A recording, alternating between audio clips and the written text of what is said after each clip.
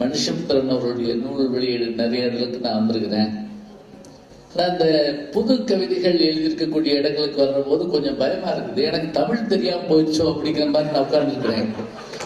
எல்லாருமே வேற மொழி பேசுறாங்களோ அப்படின்னு சொல்லி இந்த கைதத்தை ஆதரவு தந்த அத்தனை பேருக்கு ரொம்ப நன்றி. என்ன காரணம் நல்லா ஞாபகிச்சுங்க, நான் தமிழ்ல MA MPhil PhD மறந்துடக்கூடாது. நான் சும்மா என்னுடைய தற்பெருமைக்காக சொல்லல. நான் என்கிட்ட 65 பேர் MPhil பட்டம் வாங்கியிருக்காங்க, 16 பேர் டாக்டர் பட்டம் வாங்கியிருக்காங்க. இதுவும் எனக்கு சொல்றேன்னா பெருமைக்காக இல்லை. அப்படிப்பட்ட எனக்கே திணறுது இங்க உட்கார்ந்துருக்கப்ப மேடையில. எங்க ஊர்ல பூக்குழி இறக்க போறது முதல்ல அது வரைக்கும் தைரியமா இருப்பாங்க. அந்த கிட்ட போறப்ப பாத்தீங்கன்னா கொட்டுக்கார இறங்கிடுவான், இவன் இறங்க மாட்டான். கிட்டு கிட்டு கிட்டு கிட்டு அடிச்சு அவன் உள்ள இறங்கி போயிடுவான். காப்பு கட்டு இறங்க மாட்டான். இப்ப இந்த காப்பு கட்டிட்டு உட்காந்துருப்பாங்க, அது மாதிரி உட்காந்துருக்கேன் நான். என்னடா செய்ய போற அகரம் முதல் ஆரம்பிச்ச உடனே பயந்தே போனேன் நான். இவர் வேற்று கிரகவாசி நிச்சயமா. என்ன எங்களுக்கு தெரிஞ்சதெல்லாம் வேற. நான் இப்ப உண்மையை சொல்றதா இருந்தா, ஆனா அவரு அதோட நிறுத்தல, திருவாசகத்தையும் திருவருட்பாவையும் சொன்னாரு. அதுவே பெரிய இல்ல, நம்மள்தான் அப்படின்னு கொஞ்சம் தைரியமா இருந்துச்சு. மேடையில் இருக்கக்கூடிய பெருமக்கள் எல்லாரையுமே நான் வாழ்த்து சொல்லணும். இயக்குனர் அவர்கள், அதே போல குறுகிய சொல்லிக்கலாம் கலாப்பிரியா அவருடைய நூல்கள் மூலமா நம்ம அறிஞ்சிருப்போம், கவிதை மூலமா அறிஞ்சிருப்போம். உரையாடுவதற்கு சிறந்த மனிதர்னா உண்மையிலே சொல்லணும். எவ்வளவு நேரம் வேணாலும் பேசலாம், விடிய காலம் வரைக்கும் பேசலாம், பேசிக்கிட்டே இருக்கலாம். அத்தகைய பெருமகனார். அதே போல இன்றைக்கு இந்த நூலை வெளியிட்டு தலைமையேற்றிருக்கிற பாரதி கிருஷ்ணகுமார் அவர்கள், தமிழ்நாட்டில் மிகச்சிறந்த பேச்சாளர்கள் அப்படின்னு பட்டியலிட்டு நம்ம எழுதணும்னா நான் என் நூல்ல அப்படி அந்த பட்டியல்ல அவரை சேர்த்திருப்பேன். பாரதி கிருஷ்ணகுமார இவரை மாதிரி தான் பேசணும் அப்படின்னு நான் சொல்லுவேன். அதே போல பவா செல்லத்துறை அவர்கள் ரொம்ப இயல்பா தெளிவா சொல்லிட்டாரு. இதெல்லாம் ரொம்ப சுலபமான விஷயம் தான், ஒன்றும் பயப்படாதீங்க அப்படின்னு எனக்கு ஆறுதல் சொல்லிட்டே இருந்தவர் தான். போயிடக்கூடாது தம்பி அப்படின்னு சொல்லுவாங்கல்ல, அப்படித்தான் இருக்கும். பயமுறுத்துவாங்க, போயிடக்கூடாது அப்படின்னு சொல்லி. எப்பவுமே உங்களுக்கு தெரிஞ்சுக்குங்க, இந்த கால்ரா ஊசி போட வர்றப்ப ஊசி போடுறவனுக்கு வலிக்குதோ இல்லையோ, அதுக்கு அடுத்து வர்றவன் இருக்கான் பார்த்தீங்களா, அவனுக்கு தான் பயங்கரமா வலிக்கும். கையெல்லாம் திருப்பி இப்படி திருப்பி நிப்பாங்க, அந்நேரம் ஊசியை கழுவிட்டு இருப்பாங்க பார்த்துருக்கீங்களா. இன்னும் கொஞ்சம் டயத்தை கூட்டுற மாதிரி இருக்கும். ரொம்ப எளிமையா சொன்னாங்க. அதே போல இசையமைப்பாளர் ஐயா அவர்கள், இயக்குனர் அவர்கள், அவர்களுடைய துறை சார்ந்த அத்தனை விஷயத்தையும் சொன்னாங்க. எல்லாவற்றுக்கும் மேலாக அப்பாஸ் அவர்கள் அறிமுகத்தின் போது அவரை தன்னை பற்றி சொல்ற போது சொன்னாரு, ஆனா அப்படிலாம் நீங்க குறைவா நினைக்காதீங்க, அவர் ஒரு அவுட்ஸ்டாண்டிங் ஸ்டூடெண்ட், வெளியே தான் நிற்பாரு, உள்ள வந்ததே இல்லை. இன்னைக்கு அவுட்ஸ்டாண்டிங்கா இருக்காரு. ஏன்னா அவர் சொன்னாரு, நான் வகுப்புக்கு வந்தது இல்லை, பெருசா போனது. எங்க பேராசிரியர் ஒருத்தர் கதிசுந்தரம்னு பேரு, இப்ப அவர் இல்ல. அவர் ஒரு தடவை சொன்னாரு, அவரு மேடையில அப்துல் ரஹ்மான் உட்கார்ந்துருக்காரு. அப்ப சொன்னாரு, இந்த இருக்காரு அப்துல் ரஹ்மான், இவருக்கு மரபு கவிதை சொல்லி கொடுத்தவன் நானு, மீராவுக்கு மரபு கவிதை சொல்லி கொடுத்தவன் நான். ஏன்னா அவங்க தேராதி கவிதை படிச்சவங்க. மேத்தாவுக்கு மரபு கவிதை சொல்லி கொடுத்தவன் நானு. சொல்ல சொல்ல எல்லாருக்கும் நெளிரும், ஏன்னா தற்பெருமையா பேசுறாரு ஒன்றுக்கு அப்படின்னு நினைக்கிறோம். அவர் சொல்றாரு, அப்துல் ரஹ்மானுக்கு, மீராவுக்கு, மேத்தாவுக்கு எல்லாருக்கும் மரபு கவிதை சொல்லி கொடுத்தவன் நான் தான். அதனாலதான் அவங்க எல்லாம் புது கவிதை எழுதுறாங்க அப்படின்னா ஒரே வார்த்தையில. இவர் சொல்லி கொடுத்தது மரபு கவிதை, அவங்க பயந்து போய் வேறதெல்லாம் எழுத ஆரம்பிச்சிட்டாங்களாம். ரொம்ப அழகா சொன்னார் ஐயா விக்ரமார்த்தன் அவர்கள் இருந்திருக்காங்க. உண்மையிலேயே தமிழகம் போற்ற வேண்டிய மிகப்பெரிய மனிதர் அவர். ரொம்ப பேருக்கு அவர் பற்றி தெரியாது. எனக்கு அவருக்குமான சந்திப்பு என்ன அவருக்கு தெரியாது. நல்லா சொன்னா அதிகமா பார்த்துக்க மாட்டாரு. ஒரு முறை தேவேந்திர பூதி அவர்களுடைய வீட்டுல நான் சந்திச்சேன். ரொம்ப பதுங்கி வந்து உள்ள வந்து பார்த்துட்டு அப்படியே போயிட்டாரு. நான் யாருக்கு சொந்தக்காரரா அப்படின்னு கேட்டேன். தமிழுக்கு சொந்தக்காரர் அப்படின்னாரு. ரொம்ப ரொம்ப மகிழ்ச்சியா இருக்கு. ஐயா அவர்கள், அப்புறம் தொகுத்து கொடுக்கிற அப்பாஸ் அவர்கள், எல்லாவற்றுக்கு மேல குறிஞ்சி பிரபா அவர்கள். இன்னைக்கு இந்த விழாவுடைய நாயகன் அவர் தான். திருக்குறள் மாதிரி, அகத்தியர் மாதிரி அப்படி சொல்லலாம். அவருடைய நல்ல ஒரு தமிழ் இயல்பான மனிதர். அவர் நான் சந்திச்சது எங்கன்னா, வழக்கமா சொல்றப்ப நான் அவரை அங்க சந்திச்சேன். நான் அவர் ஏர்போர்ட்ல தான் முதல்ல சந்திச்சேன். நானே வெளிநாட்டுக்கு போயிட்டு இருந்தேன். அப்ப அவர் வெளியே யாரையோ வெளியே போந்தவர் என்னை சந்திச்சாரு. அப்பதான் அவருடைய மாமா அவர்கள் ஜப்பான்ல இருக்கிறாங்க, குறிஞ்சி வந்த அவர்கள். அவர்கள்ட்ட குறிஞ்சி செல்வன் அவர்கள், குறிஞ்சி செல்வனுடைய அந்த ரெஸ்டாரண்ட்டை பத்தி தான் நம்முடைய மனுஷபுத்திரன் அவர்கள் சொன்னாங்க. அப்ப அந்த ஏர்போர்ட்ல அவர் எனக்கு செய்த உதவிகளை பார்த்தீங்கன்னா அவ்வளவு ஆச்சரியம். எல்லா வேலையும் முடிச்சு கொடுத்தாரு எனக்கு. நான் நினைச்சேன் விமானம் இவர் தான் ஓட்டுவார் ஓட்டுக்கு அப்படின்னு நினைச்சேன். ஏன்னா உங்களுக்கு விமான நிலையத்துல 2 நிமிஷத்துக்கு ஒருக்க நம்மளை கைது பண்ணிடுவாங்களோன்னு பயமா இருக்கும். அப்படி பாஸ்போர்ட்டை ஒத்து பார்த்தான்னு நம்ம தொலைஞ்சோம்னு இருக்கும், அவ்வளவுதான். அப்படின்னு நம்ம பிளட் டெஸ்ட் போனோம்னா சில பேருக்கு இந்த ரிசல்ட்டை வாங்கி டாக்டர் பார்த்துட்டு கண்ணாடி கட்டர்னு செத்துட்டோம்னு நினைப்பான். கேன்சர் தான், கேன்சரே தான். அவர் எதுக்காவது கழட்டிட்டு ஒரு நிமிஷத்துக்குள்ள அந்த பயம் ஏற்படும். அந்த இடத்துல எனக்கு அவ்வளவு உதவிகள் பண்ணார். அதுக்கு பிறகு அது மட்டும் இல்லை, என்ற ஒரு ஆச்சரியத்தை காமிச்சாரு. நான் அது வரைக்கும் பேசின பேச்சு தொகுதிகள் ஒரு 200க்கும் மேற்பட்ட பேச்ச அவருடைய யூடியூப்ல வந்திருக்கத வச்சிருக்கிறாரு. எனக்கு ஆச்சரியமா இருந்தது. ஏன்டே கிடையாது, நான் அந்த தொகுப்புகள் நான் வச்சுக்கிட்டது இல்லை. நான் முதல்ல ஒரு கேசட் போட்டு நானும் கிருஷ்ணகுமார் பேசிட்டு இருந்தோம். வாங்க சிரிக்கலாம் அப்படின்னு 1992 ஒரு கேசட் போட்டாரு. ஒளி நாடான்னு அதுக்கு பேரு.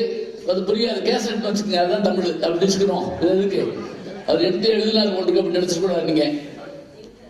நான் ஒரு 1000 போட்டேன்னு வச்சுக்கோங்களேன். அப்ப எல்லாம் இந்த வளைய இப்படி இருக்கும், அதை அடிக்கடி சிக்கிக்கிறோம். சில பேர் நரசிம்ம அவதாரம் எடுக்கிற மாதிரி இப்படி குடலாம் கிழிச்சிட்டு இருப்பாங்க. அப்படியே அதுக்குன்னு நம்மால் ஒன்று கண்டுபிடிச்சு வச்சிருந்தான். இந்த பால் பாயிண்ட் பேனா உள்ள அப்படி திரும்பினாங்கன்னா இப்படியான ஒரு அப்ராபரேட்டிவ் டெக்னாலஜி உலகத்தில் எவ்வளவு கண்டுபிடிக்க முடியாது. உகந்த தொழிலாக்கம்னு அதுக்கு பேரு. எது கையில கிடைக்குதோ அதை கருவியா மாத்தணும். அதான் 1000 கேசட் நான் போட்டேன். நீங்க நம்பவே முடியாதுங்க, லட்சக்கணக்கில் விட்டுச்சு. புரியலன்னு நினைக்கிறேன் உங்களுக்கு. நான் போட்டது 1000 தான், அவவே போட்டுக்கிட்டான்.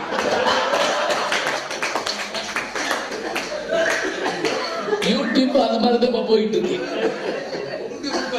எனக்கு கொடுத்தான், கரெக்டா ஞாபகப்படுத்துறீங்க. மதுரை அண்ணா பஸ் ஸ்டாண்ட்ல ஒருத்தர் வேட்டியை விரிச்சு, நல்லா கவனிங்க, வேட்டியை விரிச்சு கேசட் எடுத்துக்கிட்டு இருக்கான். ஞான சம்பந்தம் சிரிப்பு பேச்சு. இத சுருக்கமான பாருங்க. இந்த திருக்குறளுக்கு அவன் ஒரு எழுதுவாங்க, அது மாதிரி எழுதிருக்கான். சிரிப்பு பேச்சு கூடி நின்று மக்கள் வாங்கிட்டு இருக்காங்க. எனக்கு பொசி இருக்குது. அப்படியே இது எப்ப கிடைக்கும், இது கிடைக்குமான்னு கேட்டேன் அவன்கிட்ட. 2 நாளைக்கு முதல்ல சொல்லி வைக்கணும் அப்படின்னு நிமித்து பார்த்தால அப்படியே வெயிட்டோட அதுட்டு ஓடி போயிட்டான். நல்லா இருக்கட்டும், என்னால கெட்டு போனவன் யாரும் இல்ல, அதான உண்மை. என்னால வாழ்ந்தவர்கள் எல்லாரும் ஒருத்தர் முந்தானால் கூட சொன்னாரு, நீங்களும் இளையராஜா மாதிரி ஒரு உரிமைன்னு கொண்டு வந்தீங்கன்னு வச்சுக்கோங்க, என் ஜோக்கை பயன்படுத்தினா எனக்கு பணம் தரணும்னு சொன்னா நான் அனைவரும் தமிழ்நாட்டை வாங்கிடுவேன். அவ்வளவு காசு இருக்கும்.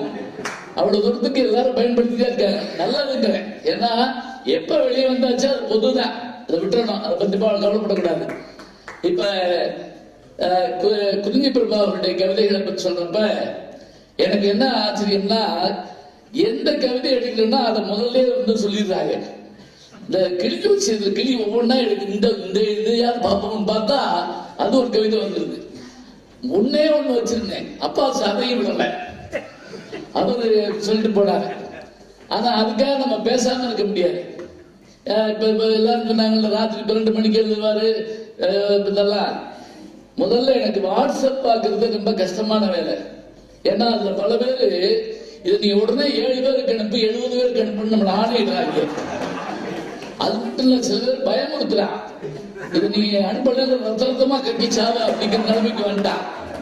அவெல்லாம் யாரு தெரியுங்களா? திருப்பதி வெங்கடாஜலபதி கடிதம் எழுதிக்கிட்டு தெரியுமா உங்களுக்கு? இந்த கடிதத்தை உடனே நீ வந்து 7 பேருக்கு அனுப்பினா உங்க வீட்டுக்கு பாவம் வரும் அப்படிமாங்கல்ல, அந்த கோஷ்டி. அதனால நான் பெரும்பாலும் படிக்க மாட்டேன். குறிஞ்சி பிரபா வந்து நிறைய கவிதைகளை அனுப்பிக்கிட்டே இருப்பார். அவர் சொன்ன மாதிரி அவர் நல்ல கவிதைங்கிறது அவரை கூட பட்டம் கொடுக்கலாம். எப்படியாவது ஒரு கவிதையை நான் காலையில பார்ப்பேன், நான்லாம் நைட்டு முடிச்சு பார்க்க முடியாது. ஏன்னா நான் பட்டிமன்றத்தில் இருப்பேன், வேற ஒன்றும் இல்லை. அந்த நேரம் அது அவருடைய கவிதைகளை பார்க்கிறப்ப எனக்கு ஆச்சரியமா இருக்கும். இந்த பையனுக்கு என்ன வயசு இருக்கும் அப்படின்னு ஒரு சந்தேகம் இருக்கும். ஏன்னா அந்த எழுத்துக்கு அதுக்குமான பயன்படுத்தக்கூடிய வார்த்தைகள். இப்ப நம்ம வீட்டு சின்ன குழந்தைகளை பார்த்தா அப்படித்தான் பயன்படுத்துறாங்க. கிரிக்கெட் மேட்ச் நடந்துகிட்டு இருக்கு, ஒரு பையன் சொல்றான், என் லைஃப்லயே இந்த மாதிரி மேட்ச் பார்த்தது இல்லை. அவனுக்கு வயசே 3 தான். அவனுக்கு லைஃபே 3 வயசு தான். என் லைஃப்லயே இந்த மாதிரி விளையாட்டு நான் பார்த்தது இல்லை. எங்க இருந்து எடுக்கிறான் அந்த லைஃப்? டென்ஷன் ஏதாவது இருக்கிறான். யார் 1.5 வயசு பையன்? டென்ஷனுக்கு ஸ்பெல்லிங் தெரியுமா அவனுக்கு? கிடையாது. அது மாதிரி இந்த பையன் நிறைய செய்தி காதுல கேட்டானா, படிச்சுட்டாரா, எப்படி புரிஞ்சுக்கிட்டு கதை எழுதுறாரு, கவிதை எழுதுறாரு, யோசனையா இருந்தது. அவன் சொன்னாங்க பாத்தீங்களா, அந்த கலாபிரியா அந்த கவிதை எடுத்து சொன்னாரு. கல்யாணி அவர்கள் முன்னுரையில் சொன்னத, இந்த நாய் நக்கி குடித்தது அந்த தண்ணீரை சொல்றப்ப நம்ம நீர் வரைக்கும் தான் யோசிப்போம். என்ன அது நாய் தண்ணி நக்கி குடிச்சது ஒரு பெரிய விஷயமா அப்படின்னு நினைப்போம். ஆனா அது என்னன்னா, அதுல பிரதிபலிக்கிற மேகத்தையும் சேர்த்து குடிக்குது அப்படிங்கிறாங்க. மேகம் தான் தண்ணீரா மாறுது. மேகத்தை மனுஷன் பிடிக்கவும் முடியாது, குடிக்கவும் முடியாது. அது நக்கி குடிக்கிறப்ப என்னாச்சா, அந்த மேகம் சேர்ந்து உள்ள மாதிரி. மேகத்தை பாடாத கவிஞன் உலகத்துல கிடையாது.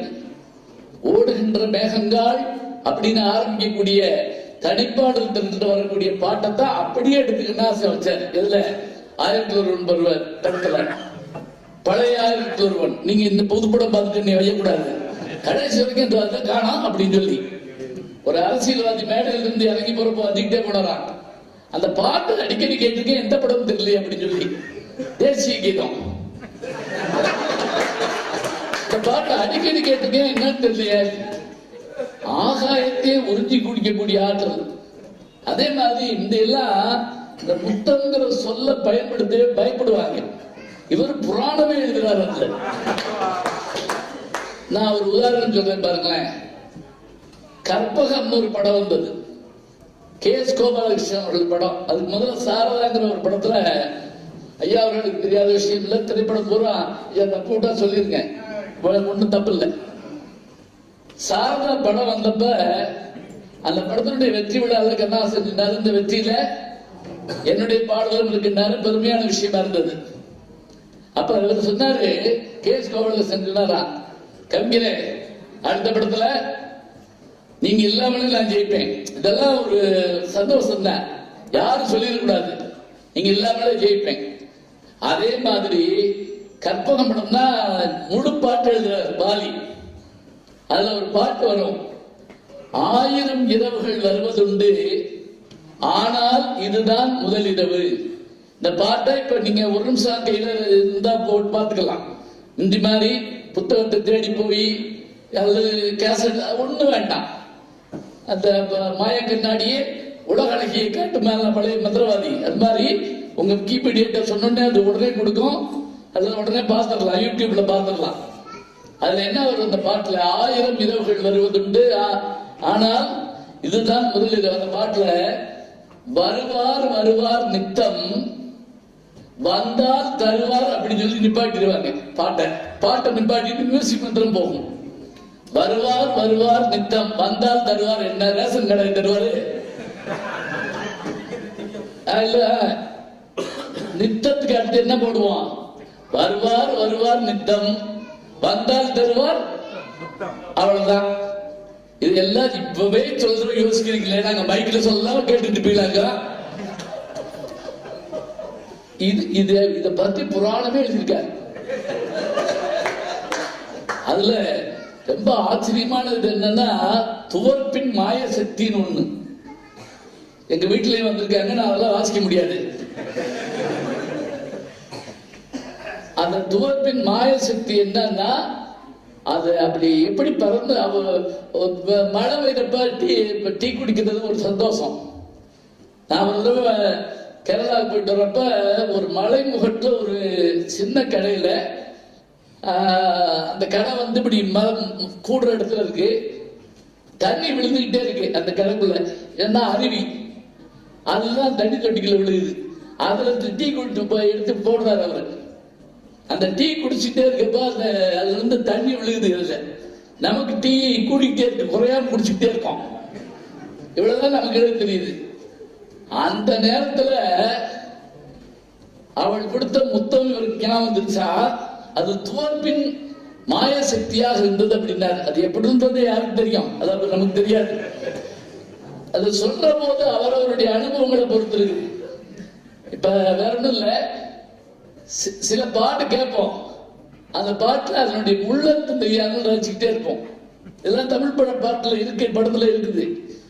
இப்ப நீங்க இப்படி வச்சுக்கோங்களேன், நீங்க அடிக்கடி கேட்ட பாட்டுல நான் சொல்றேன், அதுல இந்த வார்த்தை பயன்படுத்தி பாருங்கன்னா சத்தியமா யாருக்கும் தெரியாது. சில பேருக்கு தெரிஞ்சிருக்கோம், கவலைப்படுகிறாங்க. செந்தமிழ் தேன்மொழியால் பாட்டு கேட்டுக்கீங்களா? எங்க ஊருக்காரரு டி.ஆர். மகாலிங்கம், வைகையில தெங்கர் அவரு, வடகர் நானு. செந்தமிழ் தேன்மொழியால் நிலாவன சிரி. யாருமே படம் பார்த்தது இப்படி பாருங்க, தனியா பேச விட்டு போய் போட்டுக்க. என்ன நான் வேற மொழியில பேசிட்டு இருக்கேன். ஒரு ஆளு கூட ஞாபகம். இப்ப நான் பரிபாடல ஒரு வரி சொன்னேன்னா உங்களுக்கு ஞாபகம் இருக்காது, எனக்கு ஞாபகம் இருக்காது. பரவாயில்ல விடுங்க. கண்ணாசம் பாட்டு, டி.ஆர். மகாலிங்கம் பாட்டு, செந்தமிழ் தேன்மொழியால் நிலாவன மலர்கொடியார். இப்ப இது வரைக்கும் தெரிஞ்சிச்சுல, நிலாவன சிரிக்கும் மலர்கொடியார். இப்ப அடுத்த வரிய யாராவது செஞ்சு அர்த்தம் சொல்லுங்க பார்ப்போம். பைங்கனி இதழில் பாட்டு வருது. சரி, பைங்கனி இதழில் பழரசம் தருவாள், பரிகிடு தலை குடிவார். எங்க இது பொருள் சொல்லுங்க பார்ப்போம். தன்னை கேட்டிருக்காங்க. யாராவது எந்திரிச்சு மைக்ல வந்து கூட சொல்லலாம்.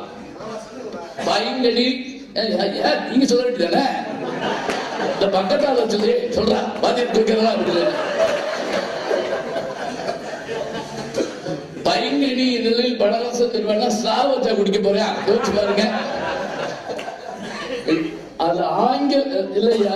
சொல்றீங்களா? சொல்லுங்க சொல்லுங்க. இல்ல உங்க வயசு சொல்லாமையா?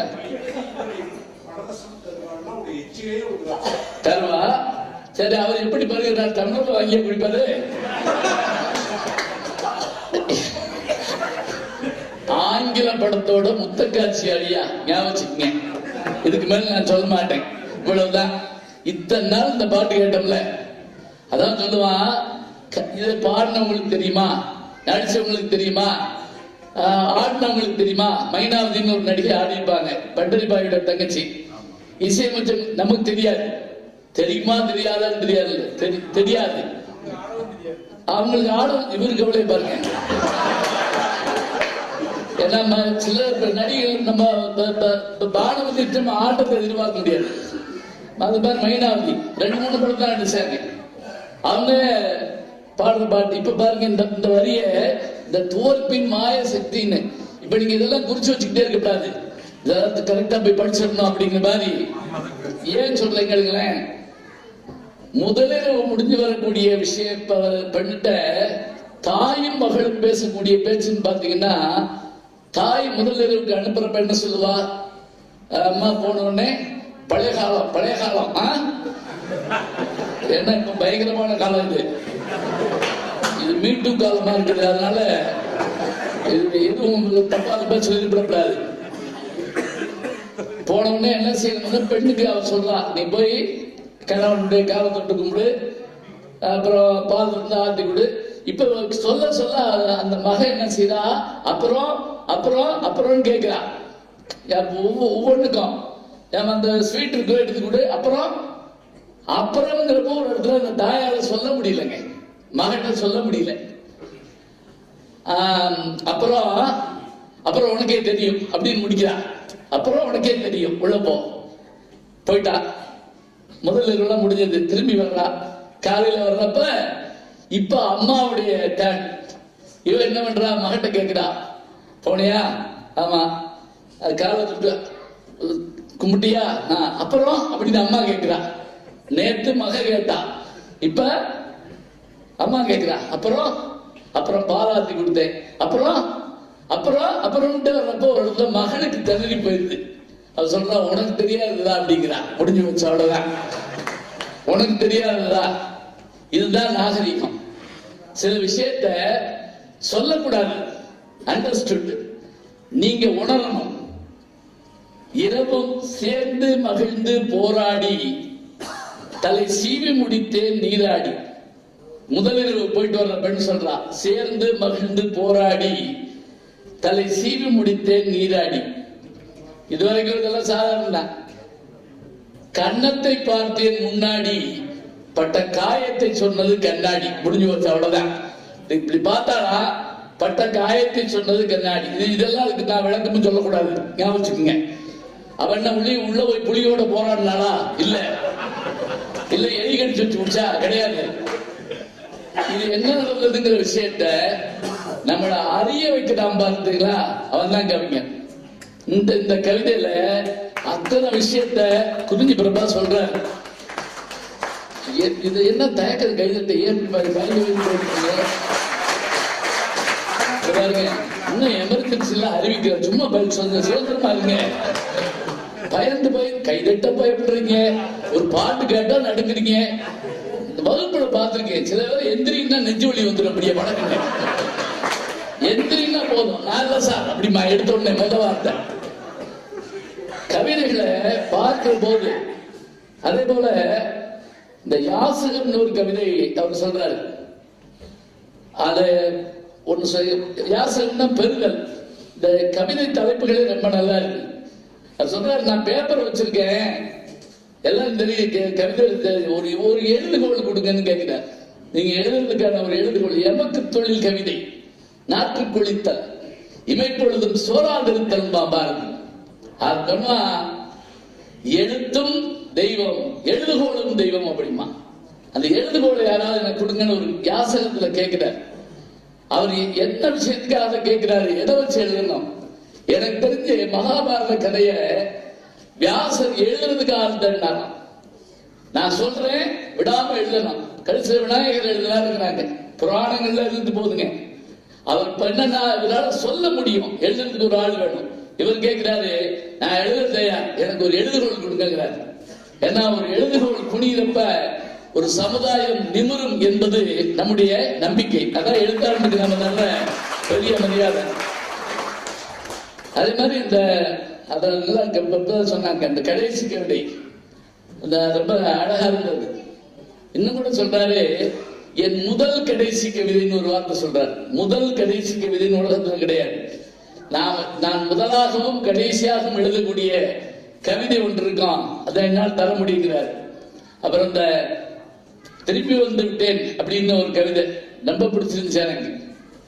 வாழ்க்கையோட அடிக்கடி பயணப்படுவேன், அது சில சமயம் என்னென்ன பாடுபடுத்தும் அந்த வாழ்க்கை அப்படின்னு சொல்லிட்டு வரிசையா சொல்றாரு.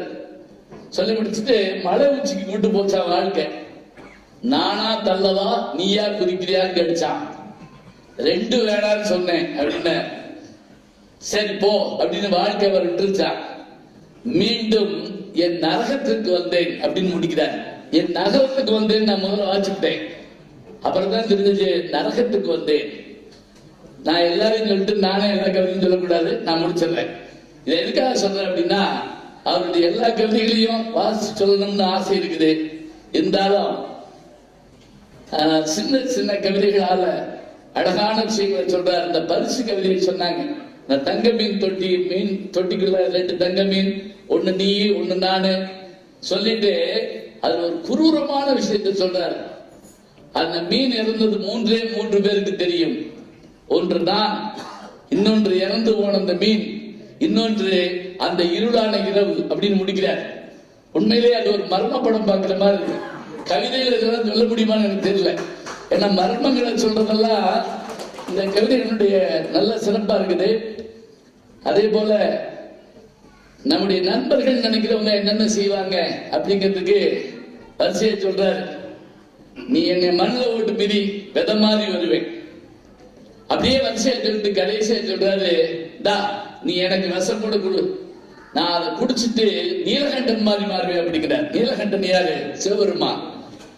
நான் அம்மை நெல்லிக்கனி அதிகமானத்தை வாங்கினோன்னு சொன்னாலும் ஒரு வார்த்தை, இது வாழ்நாள கூட்டம்னு தெரிஞ்சும் கூட எனக்கு கொடுத்தியப்பா, நீ எப்படி இருக்குன்னு தெரியுமா, நீல மணிமிடற்று ஒருவன் போல மண்ணுக பெருமை அப்படின்னு சொன்னா. 2000 வருஷம் முந்தைய எழுதின பாட்டு. நீல மணிமிடற்று ஒருவன் யாரு? சிவபெருமான். அவனை போல நீ வாழணும்.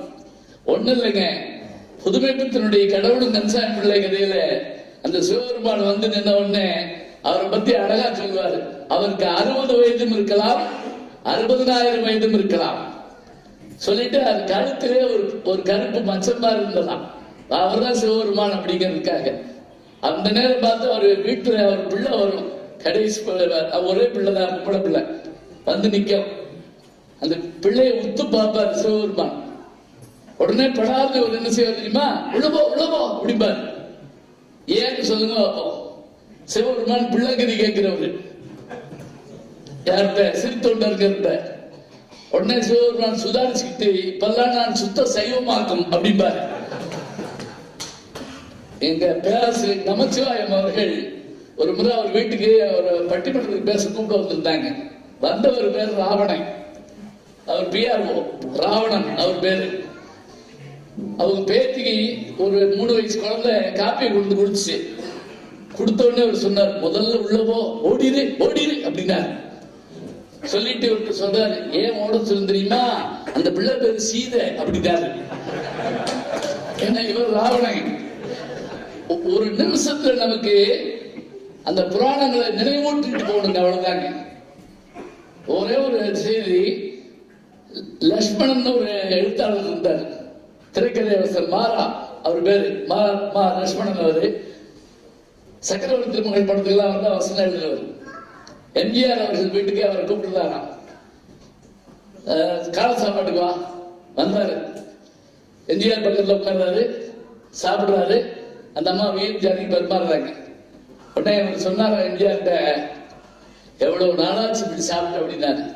ஏய், போன வாரம் தானே வந்த அப்படின்னாரா. அது சொல்ல, ராமச்சந்திரன் பக்கத்தில் லட்சுமணன் உட்கார்ந்து ஜானகி பரிமாறுற காட்சி எவ்வளவு காலம் ஆச்சு அப்படின்னாரா. இதுவும் புரியலன்னா நன்றி வணக்கம் சொல்லி முடிவேன். கம்முன்னு உட்கார்ந்து விட்டாரு. ராமாயணமும் தெரியாது, எதாவது ஒண்ணு தெரிஞ்சு வைக்க. இப்ப நான் ஒண்ணு உங்களை பக்திமானெல்லாம் மாற சொல்லல. உன்னை கேட்கிறப்ப நீங்க அக்செப்ட் பண்றீங்களா இல்லையான்னு எனக்கு தெரியுமா இல்லையா? ஈவரெல்லாம் உட்காந்துருந்தா என்ன அர்த்தம்? கையிலிட்ட சொல்லி எல்லாம் கேட்கல. கடவுளே உங்களுக்கு ரசிக்க தெரியுமானது எனக்கு தெரியுமா இல்லையா? அடிப்படை அதுதான். கவிதைய நீங்க உள்வாங்க வேண்டாங்க, ஒரு தடவை வாட்சி பாருங்க, நீங்க தான் புரிஞ்சுக்குங்க. பிகாசோனுடைய ஓவியத்தை பத்தி கேட்டப்ப அவர் சொன்னாரு, முடிச்சுட்டேன். பிகாசோனுடைய ஓவியத்தை பத்தி கேட்டப்ப அவர் சொன்னாரு, நீங்க வரையிறது ஒன்றும் புரிய மாட்டேங்குது அப்படின்னாங்க. அவர் சொன்னாரு, இந்த பாரு, என் காலத்துல கேமரா கண்டுபிடிச்சிட்டாங்க, அதே ஆள அப்படியே வரைஞ்சு கொடுக்கக்கூடிய வேலையெல்லாம் முடிஞ்சு போச்சு. இனிமே நான் என்ன செய்வேன்னா, கை இருக்கிற இடத்துல காலு, கால் இருக்கிற இடத்துல மூக்கு, மூக்கு இருக்கிற இடத்துல தலை, தலை இருக்கிற இடத்துல பல்லு போடுவேன். நீ என்ன செய்யணும், இதெல்லாம் சேர்த்து ஒரு மனுஷன் நீ மாத்திக்கணும். என் என்னுடைய ஓவியம் உன் கற்பனா சக்தியை வளர்க்க வேண்டும் என்று சொன்னார் வள்ளுவன். குறள் மட்டும்தான் எழுதலாம், ஏன் உரை எழுதல? எழுதினா அன்னைக்கே அது முடிஞ்சு போயிருக்கும். முடியாதனால இன்னைக்கு வரைக்கும் அதனுடைய நீட்சி இருந்துகிட்டே இருக்கு. இவர் அதே மாதிரி அற்புதமான கவிதைகள் நல்லா சொல்லியிருக்காரு. 111 தலைப்பு. நான் மறந்து போனேன், அதைத்தான் சொன்னேன். 10 கவிதையா கொடுத்திருந்தா நான் அந்த பாட்டுக்க முதல் 10 அவர் பாடுவார், 2ஆம் 10 10 ஒரு நூல் தமிழ்ல இருக்கு, 10 பாடுவாங்கன்னு சொல்லி நல்ல அருமையான செய்தி. இந்த வயதிலே இவர்கள் செஞ்சிருக்காரு. அவருடைய வயதையும் சொன்னாங்க. உண்மையிலேயே இந்த சொற்கள்லாம் அவருக்கு பிடிபடுறது ரொம்ப கஷ்டம். ஏன்னா திரும்ப திரும்ப ஒரே சொல் வந்துடும். பேச்சாளர்கிட்ட அந்த பிரச்சனை உண்டு, எழுத்தாளர்கிட்ட உண்டு. ஆனா இவர்கிட்ட புதிய சொல்லாக்கம் நிறைய இருக்குது. அதுக்கு அந்த முன்னுரையில சொல்லியிருந்த மாதிரி இந்த கை வழியாக வருகின்ற அந்த கனிச்சாறு, அதில் மிஞ்சிய விதைதான் கவிதை அப்படின்னு ஒரு வார்த்தை அவர் முடிச்சிருக்கிறது ரொம்ப பெருமையா இருக்குது. தொடர்ந்து அவருடைய கவிதைப்படி சுற்றத்தார்கள், நண்பர்கள், எழுத்தாளர்கள், கவிஞர்கள், பதிப்பாளரும் ரொம்ப சந்தோஷமா உட்கார்ந்துருக்க. நிச்சயமா இது நல்லா போகும், இந்த படம் ஓடணும், ப்ரொடியூசர் அது மாதிரி அது என்ன இது கட்டாயம் வேண்டியிருக்குது, இதுவும் வேணும். அத்தனை பெருமைகளின் கொண்ட இந்த நூலை படைத்திருக்கிறார். இன்னும் பல நூல்களை படைக்க வேண்டும். அவர் வயதுக்கு அவருடைய திரைத்துறையிலும் மற்ற துறைகளிலும் சாதனையில் புரிய வேண்டும் என்று வாழ்த்தி வணங்கி விடைபெறுகிறேன். நன்றி, வணக்கம். இந்த தகவல்